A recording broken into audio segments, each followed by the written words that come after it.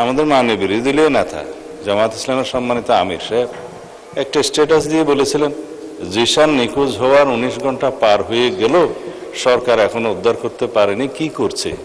তো সেজন্য 19 ঘন্টা পার হওয়ার পরে মাননীয় স্পিকার সরকার কি করেছে সেই বয়ানটা দিয়েছিলাম। এইটা সরকারের পক্ষে দায়িত্ব। এখন কালকে আমি বুঝিনি আসলে তারা কি দর্শনের পক্ষে কথা বলেছে না বিপক্ষে কথা বলেছে। সবাই বলছিল সংসদ জিমিয়ে গেছে, সবাই বোর ফিল করতেছে। তা আমার কাছে লাস্টে মনে হলো খুব ভাইব্রেন্ট হয়েছে মাননীয় স্পিকার। মাননীয় সদস্য রুমিন ফরহানা বলেছেন প্রতীকী ছাঁটাই, আসলে তিনি এনেছেন মিতব্যয়ী ছাঁটাই, প্রতীকীটা 1 টাকা হয়। বলেছেন রাজনীতি পেশা এবং আমলা পেশা এই 2 জায়গাতেই দুর্নীতি হয়। দুর্নীতি দুর্নীতি দুর্নীতি সব জায়গায় হয় মাননীয় স্পিকার, ঘুরে ফিরে সব দোষ রাজনীতিবিদের হয়। কিন্তু যতগুলো ফাইল স্বাক্ষর হয় লাস্টে রাজনীতিবিদকে স্বাক্ষর করতে হয়, ওই জন্য সব দোষ তার। এর বেশি বলতে চাই না। তিনি বলেছেন রূপপুরে বালিশ দুর্নীতি হয়েছে, পর্দার দুর্নীতি হয়েছে, সবকিছু মেগা প্রজেক্টের মেগা দুর্নীতি হয়েছে, ব্যাংক লুট হয়েছে। সেই জন্যই তো দুর্নীতি দমন কমিশনকে স্বাধীন দুর্নীতি দমন কমিশন করার প্রস্তাব এসছে। আমরা এটা স্ট্যাটিউটরি একটা অর্গানাইজেশন হিসেবে শক্তিশালী দুর্নীতি দমন কমিশন গঠন করব বলে আমরা দুর্নীতি দমন কমিশন সংক্রান্ত অধ্যাদেশটা তখন গ্রহণ করিনি। এখন আলোচনা শুরু হয়েছে এবং বাংলাদেশের একটি শক্তিশালী দুর্নীতি দমন কমিশন প্রতিষ্ঠিত হবে ইনশাআল্লাহ। বলেছেন কমিশন চেয়ারম্যান যাদেরকে নিয়োগ করতে হয় তাদের কিভাবে নিয়োগ করা হবে সেজন্য সার্চ কমিটি তো আছে, আগের আইনেও ছিল এবং সেই অধ্যাদেশটা গ্রহণ করা না গেলেও আগের আইনটা রিভাইভ হয়েছে, ওখানেও সার্চ কমিটি আছে। সেই সার্চ কমিটি অনুসারে দুর্নীতি দমন কমিশনটা গঠন করার জন্য, সার্চ কমিটি গঠনের জন্য যেই কমিটি গঠন করার উদ্যোগ নেওয়া হয়েছিল, দয়া করে কালকে মাননীয় প্রধান বিচারপতি অনেক দিন পরে তার প্রতিনিধি নিয়োগ করেছেন, বহুদিন গড়িয়ে গেছে।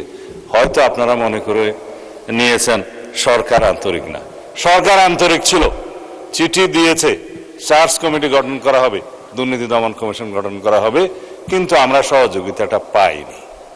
গতকালকে কেবল সই করে দিয়েছে। এখন সার্চ কমিটি গঠিত হবে, দুর্নীতি দমন কমিশনও গঠিত হবে, দুর্নীতির সমস্ত বিষয় অ্যাড্রেস করা হবে। তবে আপনাদেরকে আশ্বস্ত করতে চাই, এটা হচ্ছে একটা মধ্যবর্তী ব্যবস্থা। দুর্নীতি দমন কমিশন আইনটা পার্লামেন্টে নিয়ে আসলে বিলটা, তখন একটা আরো শক্তিশালী দুর্নীতি দমন কমিশন গঠন হবে, আইনটা গঠন হবে, তখন আমরা সেখানে আলোচনায় অংশগ্রহণ করতে পারবো।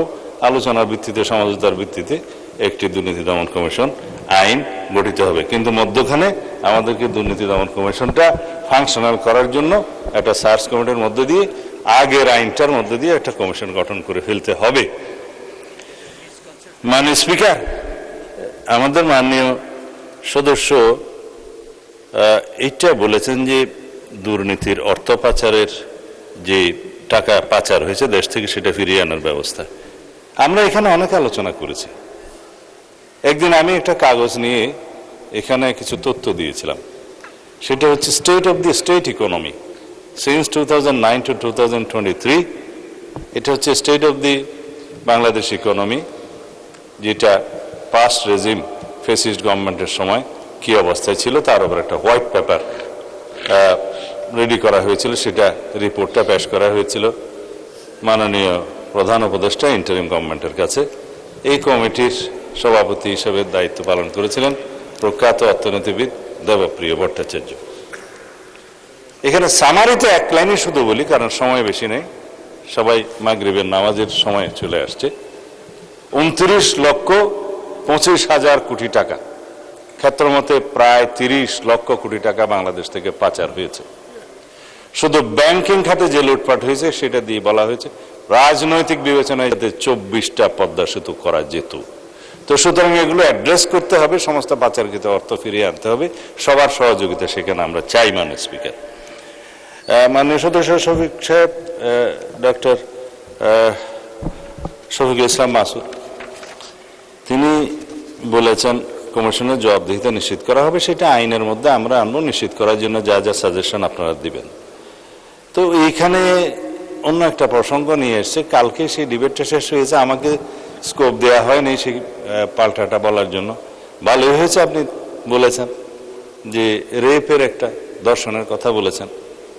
এটা মানে স্পিকার, আমাদের মাননীয় বিরোধী দলীয় নেতা জামায়াত ইসলামের সম্মানিত আমির সাহেব একটা স্ট্যাটাস দিয়ে বলেছিলেন জিশান নিখোঁজ হওয়ার 19 ঘন্টা পার হয়ে গেল, সরকার এখনো উদ্ধার করতে পারেনি, কি করছে? তো সেজন্য 19 ঘন্টা পার হওয়ার পরে মাননীয় স্পিকার সরকার কি করেছে সেই বয়ানটা দিয়েছিলাম। এইটা সরকারের পক্ষে দায়িত্ব। এখন কালকে আমি বুঝিনি আসলে তারা কি দর্শনের পক্ষে কথা বলেছে না বিপক্ষে কথা বলেছে মাননীয় স্পিকার। কারণ মাননীয় মন্ত্রী, আমরা তো দুর্নীতি দমন কমিশন নিয়ে আলাপ করছি। ঠিক আছে, এটা শেষ তাইলে দুর্নীতিতেই যাচ্ছে মাননীয় স্পিকার। দুর্নীতির ক্ষেত্রে বলেছে উচ্চ এবং নিম্ন দুর্নীতি। আইনে কিন্তু ডেফিনেশনে উচ্চ দুর্নীতিও নাই, নিম্ন দুর্নীতিও নাই। দুর্নীতি এবং দুর্নীতি একই ডেফিনেশন। এখানে দুর্নীতি ছোট হয় না, বড় হয় না। যেমন দর্শন ছোট হয় না, বড় হয় না, সবই সমান। রামিসা আর জিশান সবই সমান দর্শনের ক্ষেত্রে। মাননীয় স্পিকার, একটার বিচার চাইবে আর একটা চাইবো না তা হয় না। আমরা দুর্নীতি দমন কমিশনকে যেহেতু শক্তিশালী করতে চাই, এটা জাতির প্রত্যাশা, সেজন্য এখানে কিছু ইনফ্রাস্ট্রাকচার আছে, কিছু আইনে আছে, কিছু রেভিনিউ বৃদ্ধি আছে, সব মিলিয়ে যে অর্থটা ব্যয় হয়ে গিয়েছে সেটা তো ইন্টারিম গভর্নমেন্টের সময় হয়ে গেছে, আগামীতে আরও হয়তো আসবে। সুতরাং এই ব্যাপারে ছাঁটাই প্রস্তাবগুলো নামঞ্জুর করার জন্য আমি আহ্বান জানাচ্ছি আপনাকে। আর তারপরে তো ভোট হবেই। ধন্যবাদ।